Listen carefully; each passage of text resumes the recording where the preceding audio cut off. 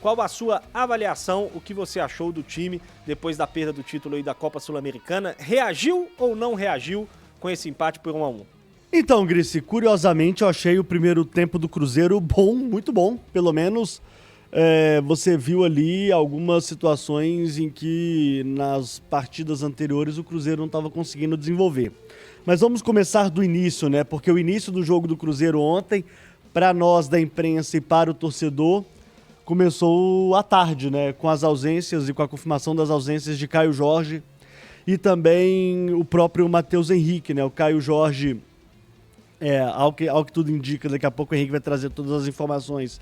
Dificilmente joga novamente nesta temporada e a gente vai ver o que vai acontecer com o Matheus Henrique nesses últimos 3 jogos do Cruzeiro. Só adiantando, o Matheus, se ele tem uma fratura na costela, ele não joga esse ano mais. Não joga não. É no mínimo 30 dias. Eu tive uma lesão dessa... Impossível jogar com menos de 30 dias, a não ser que é alguma coisa diferente disso. Assim, a não ser que seja, né, alguma...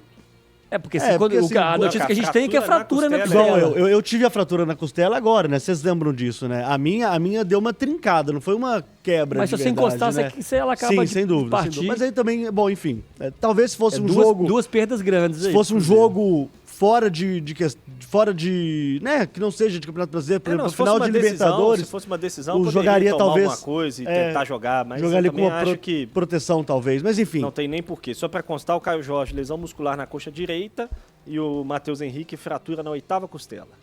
Então, sem esses 2 jogadores, o professor Fernando Diniz tinha algumas opções, né? No ataque era líquido e certo que entraria, no caso, o Lautaro. E no meio-campo, eu achei em algum momento que iria de Wallace. E aí, no decorrer da tarde também, né, quando eu cheguei ao Mineirão, né, a gente já começou a imaginar um Cruzeiro já com o próprio Álvaro Barreal. O Barreal jogando ali como um meia-esquerda, talvez, né? E foi isso que, de fato, aconteceu no jogo do Cruzeiro diante do Grêmio, né? Um Cruzeiro que entra no meio-campo com Romero, Lucas Silva, Álvaro Barreal e o Matheus Pereira, Lautaro e Veron no ataque celeste, né? E o Wallace ficou como opção no banco de reservas. Um Cruzeiro que foi mais atuante no primeiro tempo, teve um bom desenvolvimento ofensivo, é um time que circulou melhor a bola à frente da zaga do Grêmio. Aliás, o Grêmio ele merece um capítulo nessa análise, porque eu vou falar um negócio com os senhores, viu? Que time é esse que você tá montando em Portalupe? Aliás, tá montando não, né? Tá desmontando, no caso. Mas enfim. E aí o Cruzeiro empilhou oportunidades, né? A gente teve alguns momentos ali com o Lautaro mandando a bola na trave, o Lautaro perdendo 2 boas oportunidades, o próprio Matheus Pereira também arriscando de longe. Mas tirando essa bola na trave, nada também muito correto no alvo, né, do Marquezin.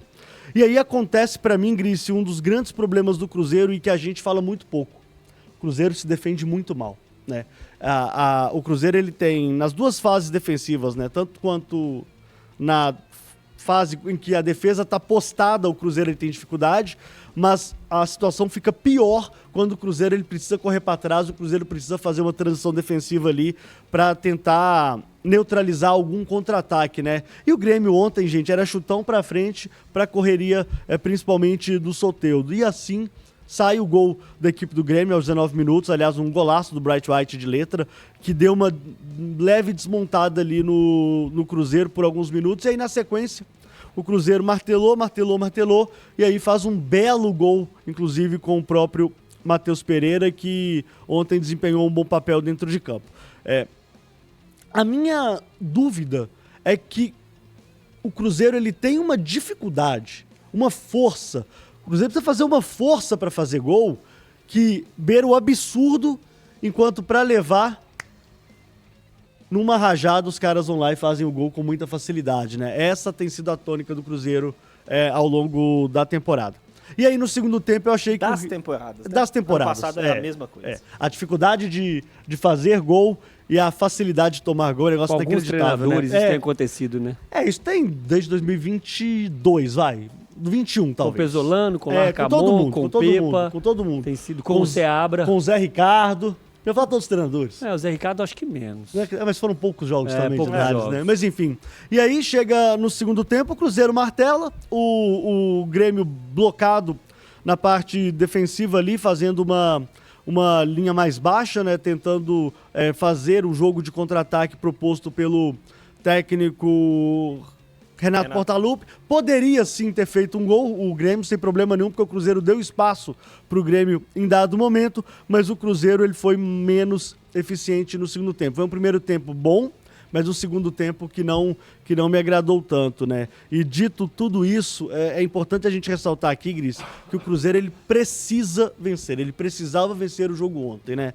A gente, claro, né, faz aqui algumas menções a uma, entre aspas, eu não vou falar que evolução, porque evolução para mim precisa de uma sequência maior aí pra gente poder cravar que o time evoluiu ou não. Mas foi uma chamada do técnico Fernando Diniz que ontem eu achei que houve, entre aspas, o dinizismo, né?